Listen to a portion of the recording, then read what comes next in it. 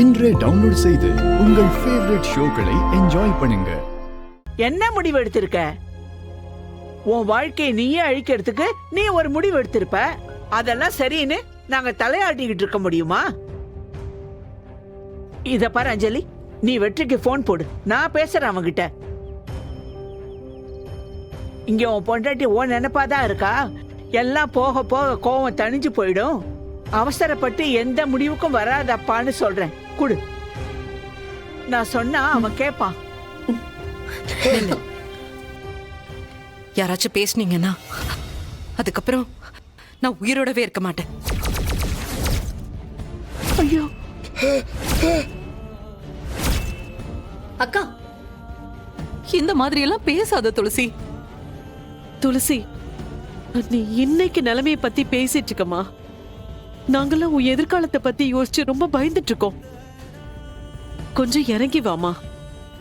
இங்க பாரு, நல்லதை ஒதுக்கி வைக்க இவ்ளோ பிடிவாத கூடாது. என்ன உனக்கு கல்யாணம் அவ்வளவு ஈஸியா போயிடுச்சா? தப்பு பண்றக்கா, வேண்டாம்.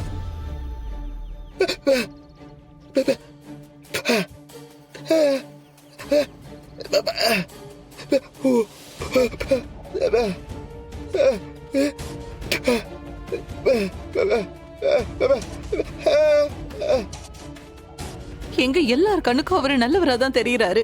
உனக்கு மட்டும் ஏன் தப்பா தெரியறாரு? அப்போ ஓ மனசுக்குள்ளதான் ஏதோ பிரச்சனை இருக்கு. அது என்னன்னு தெரியல. அத முதல்ல நீ தூக்கி வெளியில போட்டாதான் எல்லா பிரச்சனையும் சரியாகும். எல்லாரும் பேசிட்டீங்களா இல்ல வேற ஏதாவது பாக்கி இருக்கா?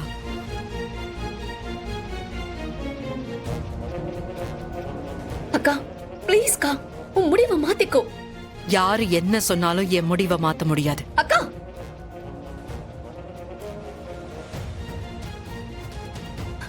வயசுல சின்னவன்னா இந்த மாதிரி தப்பு பண்ணா என்ன அடிச்சு திருத்தலாம். உன்னை என்னதான் பண்றது?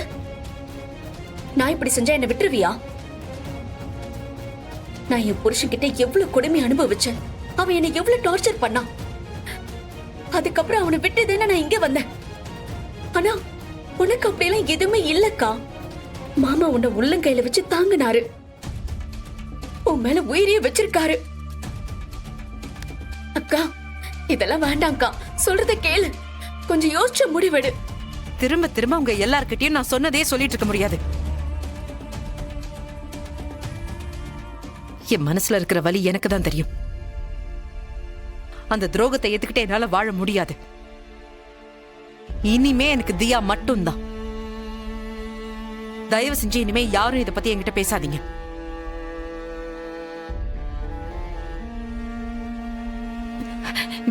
என்ன நிம்மதியா இருக்க விடுங்க. என்ன